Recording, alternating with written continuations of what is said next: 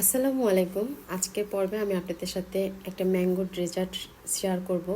এতটা মজার আর এতটা আকর্ষণীয় যা আসলে বলার মতো না।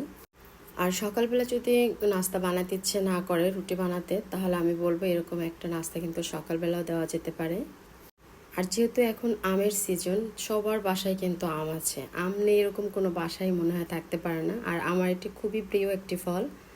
ম্যাঙ্গোর আরেকটি ডেজার্ট আমার চ্যানেলে আছে, আপনারা চাইলে একটু দেখে নিতে পারেন। আমি তো বলবো আম ফুরিয়ে যাওয়ার আগে একবার হলো কিন্তু এই রেসিপিটা ট্রাই করার জন্য। তো আমি এখানে আম নিয়েছি, আর আমার এই আমের নামটা হচ্ছে আম্রপালি। এই আমটা কিন্তু প্রচুর পরিমাণে মিষ্টি, এর জন্য এই আমটা ব্যবহার করলে কি কোনো রকম চিনি ব্যবহার করতে হবে না। তো অবশ্যই কিন্তু আমটা প্রথমে ধুয়ে নিতে হবে, তারপরে আমটা আমি ছুলে নিচ্ছি। আর ছোলা হয়ে গেলে এক টুকরা মুখে দিয়ে দেখবেন, মানে মুখটা পুরো রসে ভরে যাবে, এরকম একটা মজাদার আম। 4 থেকে 5টি আম আর কি আমি পুরাটা খোসা ছাড়িয়ে নিয়েছি। আর এখন নিয়ে নিচ্ছি আমি এখানে একটা ব্লেন্ডার জার নিয়েছি। আর ব্লেন্ডার জারের ভিতরে আমের টুকরো করে দিয়েছি, আর যেটা আটির সাথে থাকে আর কি আমের বিচির সাথে, সেই আমটা হাত দিয়ে যদি একটু চটকে নেন তাহলে কিন্তু পুরো আমটা পড়ে যাবে। আর আপনার বিচিটা হাতে থেকে যাবে, একদম সাদা হয়ে আর কি পড়ে যাবে, গায়ে লেগে থাকবে না বিচির। আর আসলে আমাদের দেশে সবাই কিন্তু এই আমটা পছন্দ করে, খায়, জানে অবশ্যই। তো আমার এখানে 4টি আমের মতো আর কি লেগেছে। আপনারা একটু বেশি বাড়িয়ে করতে চাইলে একটু বেশি লাগবে, আবার আর একটু কম করতে চাইলে কম লাগবে। আর এটা আমি আজকে সকালে ব্রেকফাস্টে আর কি করেছি। সবার তো বেশ পছন্দ হয়েছে, মানে দেখতে আকর্ষণীয়, একেবারে বোঝাই যাচ্ছে না ভেতরটাতে কি আছে। তো এর জন্য এখন আমি নিয়ে নেব ব্রেডটা যদি আগের দিন রাতে আনা থাকে তাহলে অবশ্যই কিন্তু একবার হলেও ছেঁকে নেওয়ার চেষ্টা করবেন।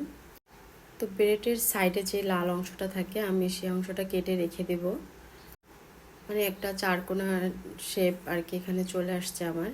তো এভাবে আমি সবগুলো ব্রেড আর কি করে নিব কেটে। আর এই স্লাইসটাই এখন আমি রেখে দেব। আর এখন আর একটা বাটির ভিতরে আমি এখানে ক্রিম নিয়ে নিয়েছি।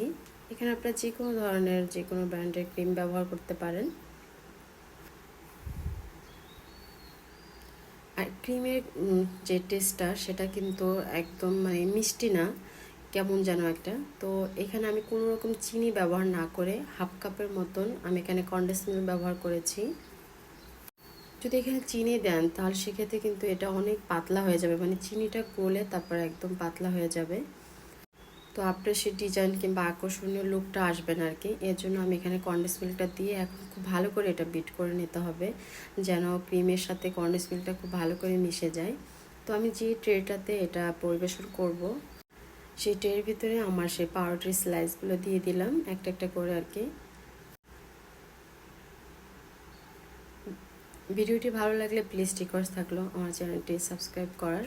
এখন আমি যে ম্যাঙ্গো পিউরিটা করে রেখেছিলাম ব্লেন্ডারে, সেই ম্যাঙ্গোটা এখানে আমি ঢেলে দিব। এখন এই আমের যে পালটা আর কি এটা আমি চামচ দিয়ে পুরা জায়গাটা আর কি ভরে দিব।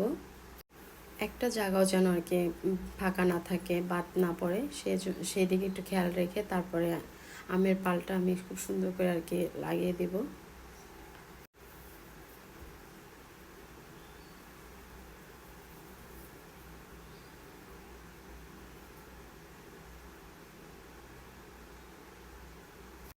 এখন আমি যে ক্রিমটা বিট করে রেখেছিলাম সেই ক্রিমটা এর উপরে দিয়ে দিব।